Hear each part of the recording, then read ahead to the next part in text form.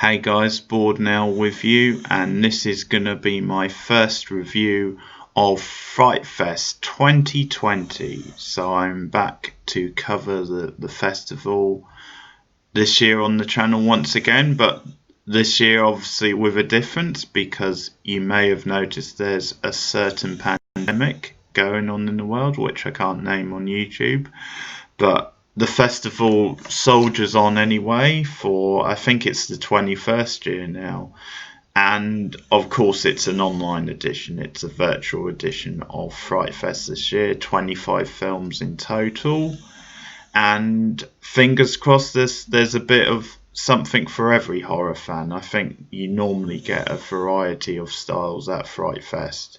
And the past 2 years that I've actually been there in person, I've seen quite a few like diverse films and a lot of fun films, some gems in there as well.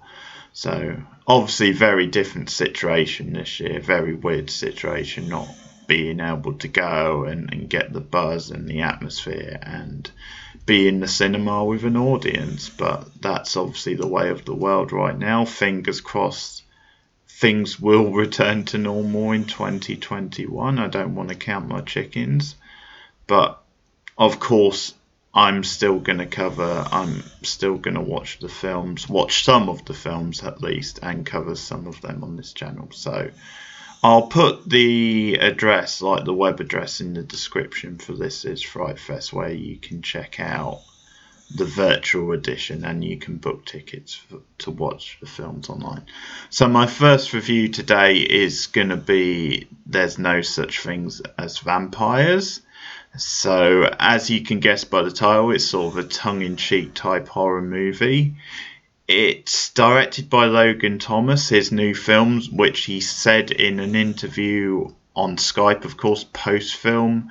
He said it was inspired by Mad Max, and it's inspired by the idea of a drive-in film, which he sort of wanted it to have that feel and for people to watch it in that sort of setting, which he thought was quite amusing because, of course, they're bringing drive-ins back now.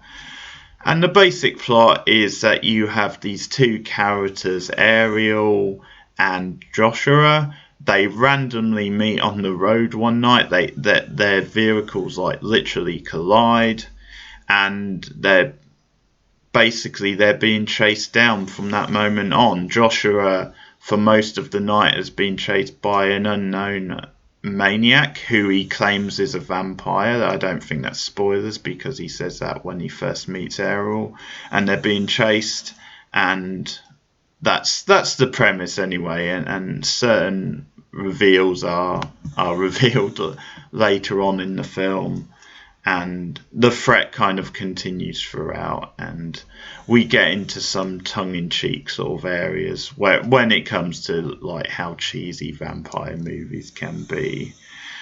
So the opening was kind of promising because we started off with Joshua frantically driving, and he runs out of his car. He's got blood on him. He's sort of half naked. Quite a pretty sight for the ladies, I'm sure.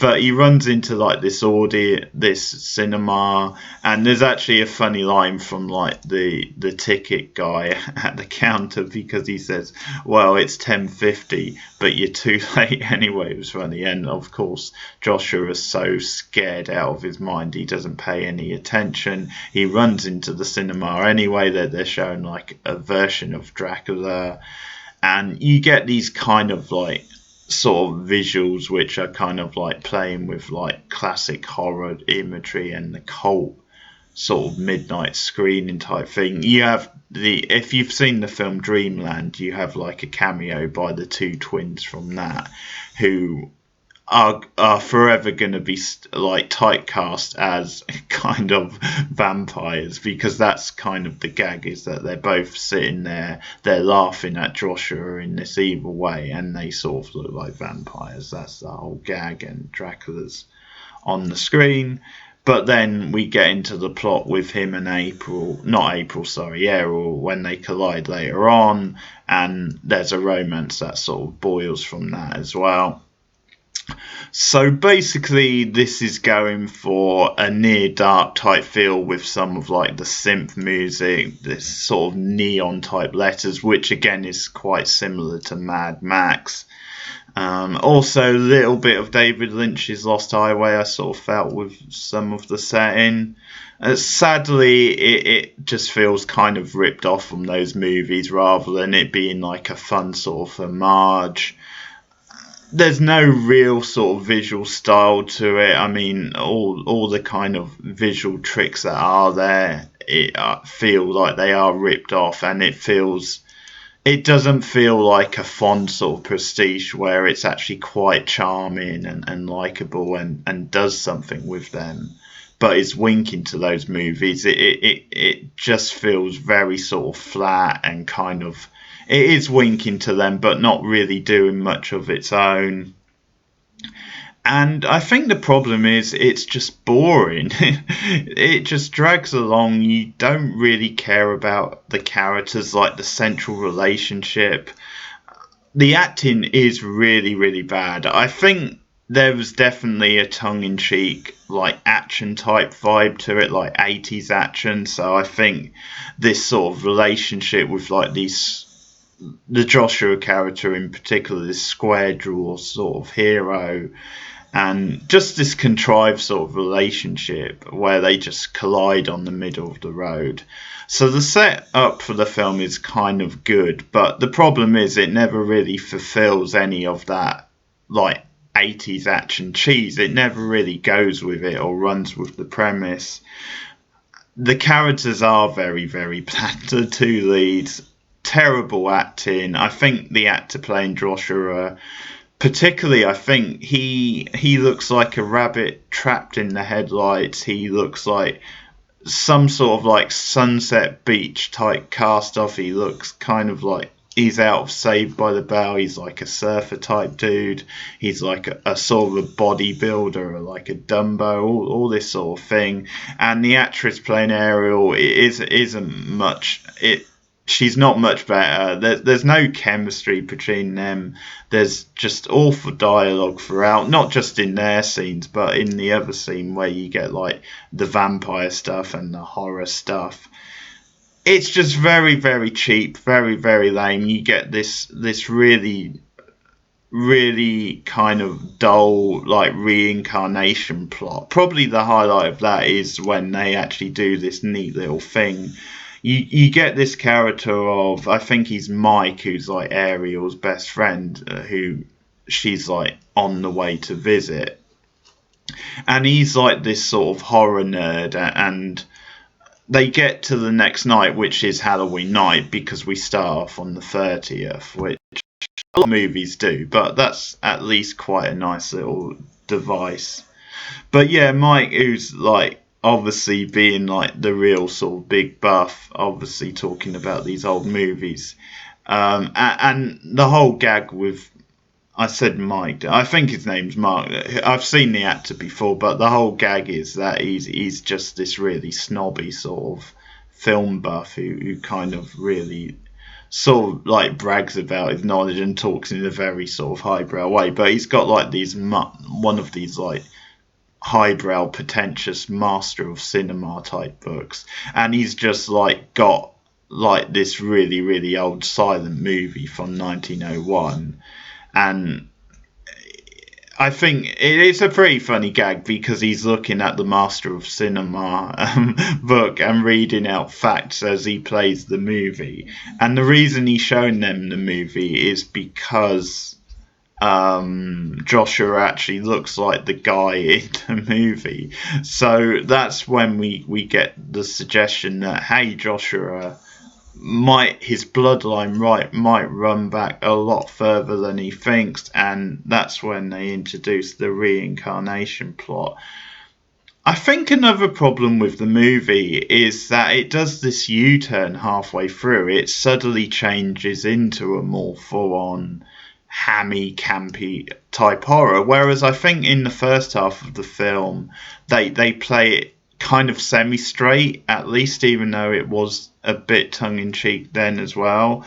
And they get to I do actually like some of the Halloween stuff because as they get into the second half, it is set on Halloween. But I think some of it is crowbarred in. You get like a reference to Fear and Loathing in Las Vegas, which is very kind of random. I think there's a sense the filmmakers trying to be a bit too hip at times. But I do actually like some of the stuff on the Halloween night. And they get into this police station, and the gag of the film by far is when they're like, they all run in and they're obviously like scared because Peter, the other guy, has just been killed. Rubbish kill, by the way. The kills really aren't very good in this. I think the budget sort of shows in them, and sometimes the budget being low budget can be a real plus, especially in horror, but sometimes because it's not even like it was fun scrungy kills, it was just, yeah, just a bit of nothing, just them cutting around it. But they run into the police station and it's like, oh, it's a vampire, you know, kind of what's that, and just that line, and the fact that we then see and like someone dressed up as a vampire come in and he's been arrested because it's Halloween night. So that is the gag of the film. You do get one or two good gags like that. And it kind of goes nuts for that section in the police station where they realise, hey, there might be something supernatural going on after all. It sort of goes nuts in like a 10-minute spell, and that's probably the best part of the movie. But besides that, I really didn't care. I was very bored. The humour even wasn't very good. I think, you know, I don't mind them really going for this hammy, tongue-in-cheek type horror film, but they didn't go far enough with it. They didn't really do anything that fun or exciting with it. Not a lot of style. The acting was, as I said, bad, cheesy dialogue, and just too derivative. I mean, it's almost like you're caught between two things. You either want them to like go full-blown genre pick and pastiche and have fun, or you just want it to do something original, and it didn't do either. I think probably the highlight from the cast was Meg Foster turning up as like the evil sort of nun, and she really goes with it and hams it up. She's probably the highlight of the film, just from an acting point of view. It was a nice little cameo, but even that's obviously a cheeky nod because of her like horror credentials. But yeah, thumbs down from me. I'm sorry, pretty dull stuff. Hopefully this director does better in the future, but this one didn't grab me. That is my review of There's No Such Thing as Vampires.